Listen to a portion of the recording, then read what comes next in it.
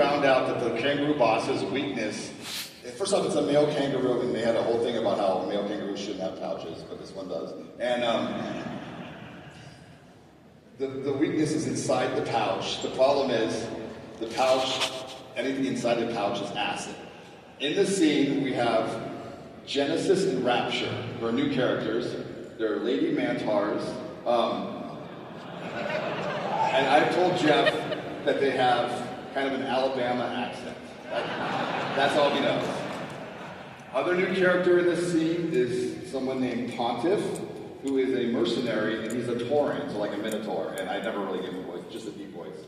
And everything else is described in the text, I believe. There are a couple redactions I put in there to keep some information from book 7 out of it, so he'll know it when he gets to it. But other than that, this is exactly how it's going to appear in Dungeon Protocol Book 8, A Parade of Horribles. Let's go. Give it up for Jeff!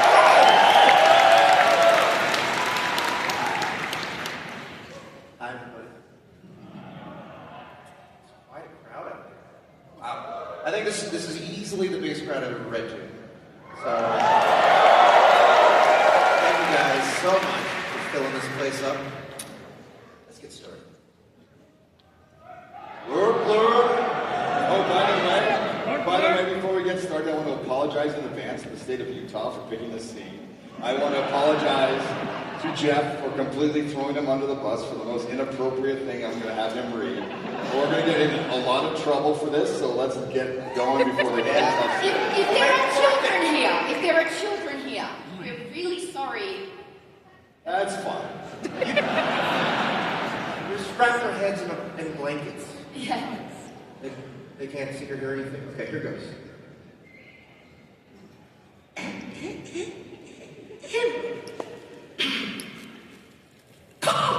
He sees us! Donut shouted, pointing from my shoulder at the massive kangaroo. Babies! Prison Pocket, the demon kangaroo, said, stretching up on his legs. Come here, little babies! Let me put you in my warm, safe pouch! He had a comical, almost offensively fake Australian accent. Like the sort of thing that would cause you to get your ass kicked by real Australians if they heard you talking about it. Babies! Let's get you out of this rain! He talks! Donut asked, incredulous. From the kangaroo's pouch, the engineered guy pumped his head. He was an older human. He wore the skin of a dead Joey like it was a Halloween costume. His entire face was red and burnt. He croaked for help, reaching out toward us. Multiple other dead kangaroo Joeys dangled from the top of the pouch like socks draped over a clothesline. Now! He said. I pulled up my emergency gremlin scroll, and I read it. At the same time, Donut read the same scroll. I quickly repeated the process 3 more times, and in moments we had 8 gremlins in overalls standing in front of us, looking about, bewildered. All 8 were different. All 8 carried toolboxes. One had goggles on his head. One only had one eye. One had a hook for a hand. What are you fixing, boss? The eye patch one asked me. Sorry, guys, I said as we all took a few steps back. But we're using you as a distraction. What you mean? Babies!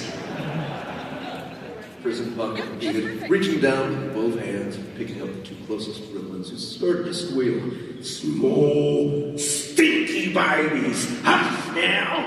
Hoppers, don't ya? No. Quit your crying. Just a little dip in the old pouch will set you right. So many babies. Just a little dip. He pulled the 2 screaming gremlins to his pouch and shoved them in. Even over the rain, I could hear the squelching noise. It sounded like someone shoving their fist into a deep, wet pot of runny oatmeal. A line of goo oozed out the top of the pouch and plumped onto the ground where it sizzled in the rain. Okay. I've got to blow chunks. Genesis said. Yo, what the fuck? One of the remaining gremlins shouted as they scattered. No, little babies, don't run, don't run. Papa will keep you safe this time. One of the gremlins jumped off the road and started booking toward the hills, only to get splattered by a wrecking ball-sized chunk of hail. The red-soaked hunk of ice rolled away down the hill. No! The kangaroo yelled. No! Come back! It's not safe!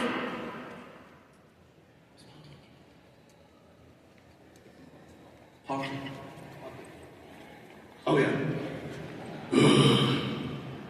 I really need a new job. Pontiff grumbled. I did my best not to feel bad about the gremlins. According to Amani, who had already used the scroll once, she said they exploded when they summoning it anyway.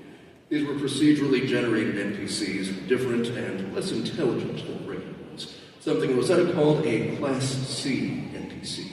They were the same as the guests on the main dance floor at the Desperado Club. Artificial life as opposed to true sentience. You mean, like the Sluggles? A voice in the back of my mind said. They were supposed to be the same kind as this, and that clearly wasn't the case. Those psychotic slug fuckers were no different than most regular NPCs. At least, not the higher level ones, like the Bigs and some of the others. But I didn't have time to ponder it. Go! I shouted at Genesis in rapture as we moved to part 2 of the plan. To my right, the 2 woman tars loped forward astonishingly fast. Their job was to get me one of the dead Joeys. They would use their arm chains to do it. Thwomp, thwomp. Donut shot a pair of magic missiles right into the eyes of the boss, who squealed in outrage as his head snapped back. His health went down a good bit, but he immediately brought a gremlin to his mouth, and his health fully returned. So much for a level 16 magic missile.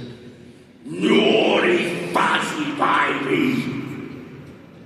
The kangaroo said as he chewed. Carl, did you see that? That barely worked. He's level 170. Hang on, keep him distracted. I cast Run Little Gunter Run. The chunky, pig-nosed kid in lederhosen appeared. His lollipop had changed color, but he otherwise looked the same as last. Hi, I'm Gunther. Hey kid, get that giant kangaroo. I said, pointing. I nodded to Pontiff, who was already in his back swing with his massive flowing mallet. He walloped little Gunther with all of his strength. Thud! Pontiff let out a surprised grunt and flew back. It was as if his mallet had hit a solid wall. Nine! Gunther shrieked, and he turned and ran directly toward the kangaroo, who had 2 more gremlins in one fist and was reaching for a third with the other. The little kid ran right between the legs of Genesis, who had her arm aimed toward the kangaroo's pouch. She fired, and pierced the screaming engineer guy right in the face, killing him instantly. She whooped and retracted, pulling his now dead body toward us. Baby! Prison Pockets. His name's Prison Pocket.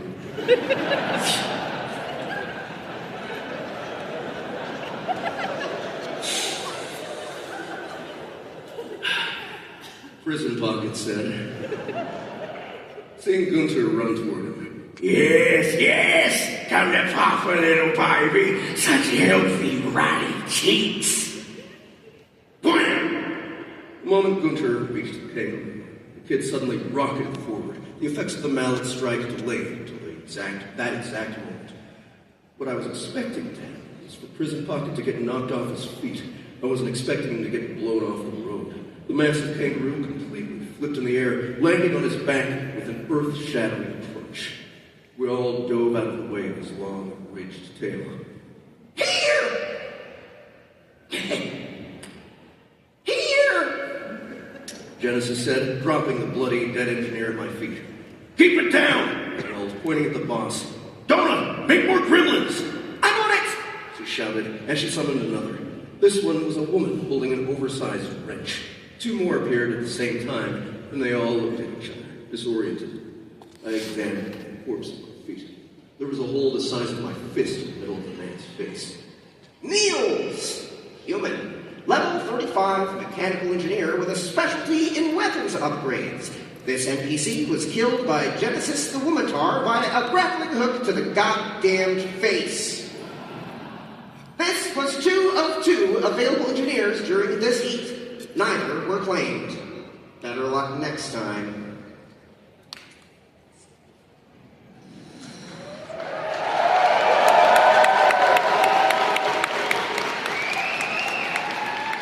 Also, the Australian is pretty good. And it's like so brave to do an Australian accent in front of an Australian, so I just want to commend you with your no. Okay, so I have to do worse. I have to. It's supposed to be a bad accent. Fair. You were supposed to get one of the Joeys! I shouted as I started to pull the blood-soaked costume off.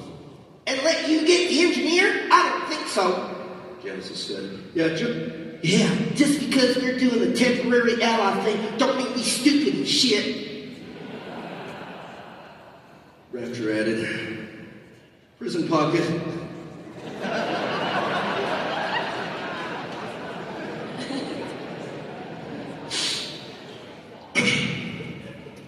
Prison pocket was already starting to recover. Donut! I said as I pulled at the corpse's legs. My hands burned as I worked. The kangaroo skin was stuck to his body. It had built-in gloves with long, clawed nails in them. The palm of the hand had a thick pad like the paw of a dog. If those two idiots had gotten me one of the Joes, I would have had this already. Keep the kangaroo down! Enchanted juvenile macropus dominus? Let me start over. Enchanted juvenile macropus dominus skin. This item fills a costume slot. This can be worn as an outer garment. You might want to protect your face, though. Oh, it fucked me. I fucked me so hard, mate.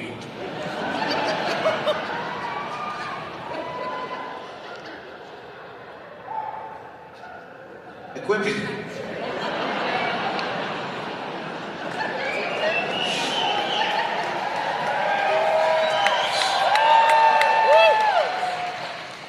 Equipping this costume imbues the following effects. Protection from seeping acid. A level 10 jump skill. +5 to the lotion application skill.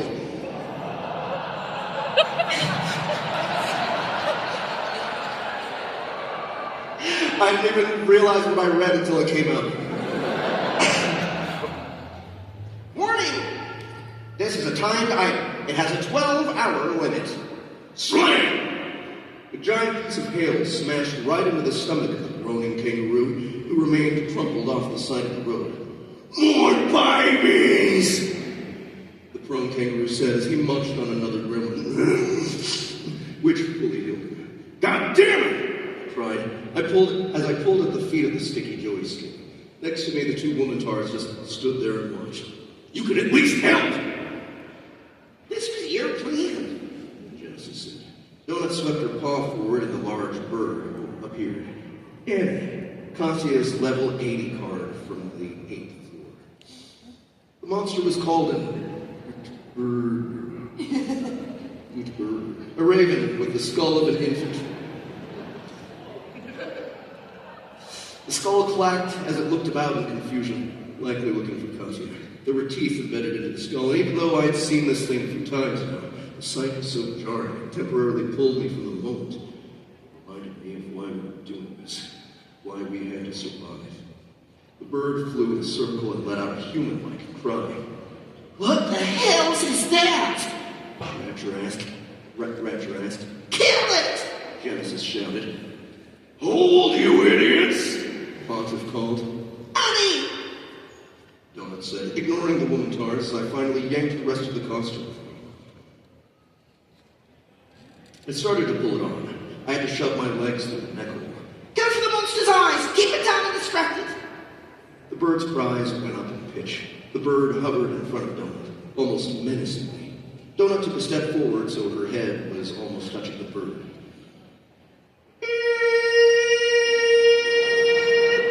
We need your help!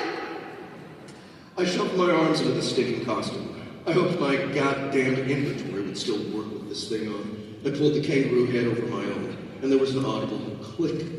A new achievement flashed in my way. Huh! How did you do that? Donut told me. I looked down, and my boxers and knee pads were now on the outside of the costume. My jacket remained on the inside, but my cloak was around my neck, flapping in the wind. I could feel it there against my junk. It felt and smelled like my naked skin was pressed up against the body of a wet farm animal. The whole costume quivered as if it were alive. Oh, what the hell? Warning! Your boxer effects have been negated by your costume.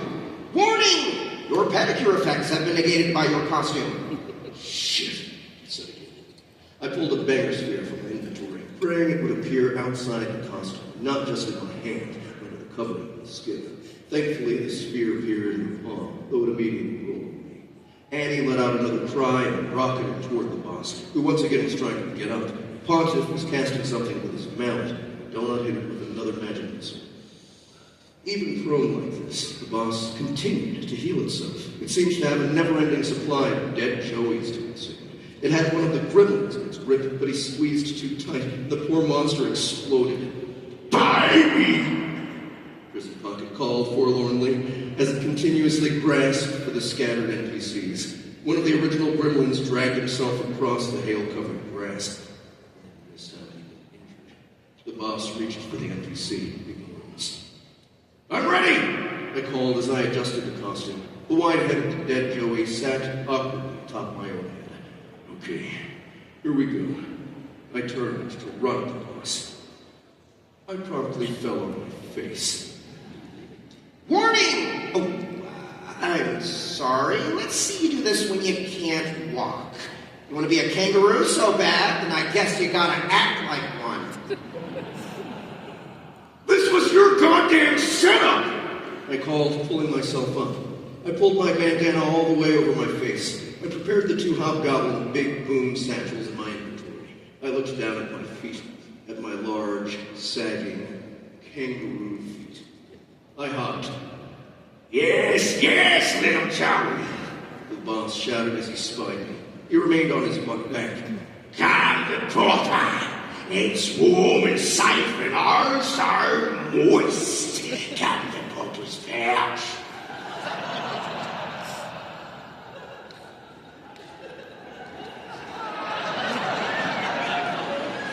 I think I just teabagged him.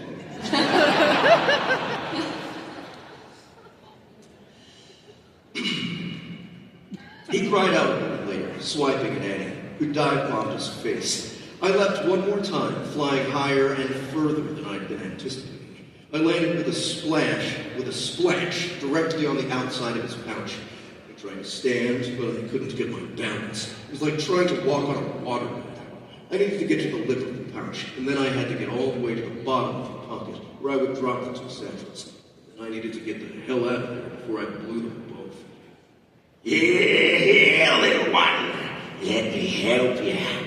Prison Pocket roared as he grabbed me. Gah! He said, as I was snatched up and smushed face first into the gooey interior of the pouch.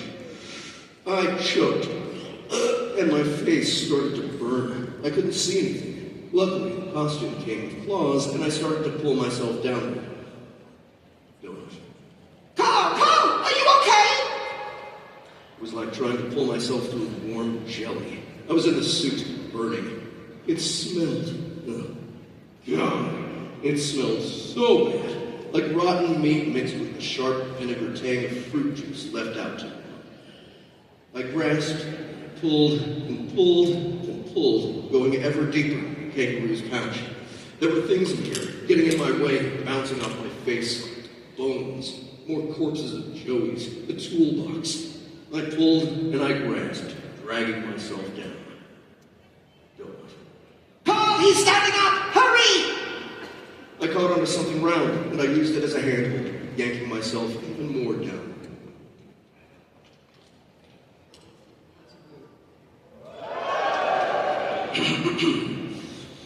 The boss's muffled voice reverberated through the goo.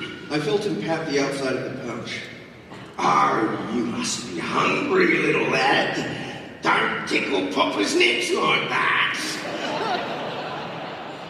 You won't get milk from them, Always appreciates little kisses.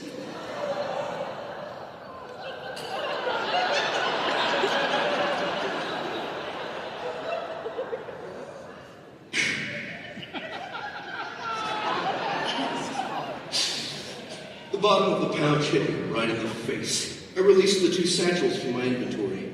I couldn't see anything, but I could still sense them there.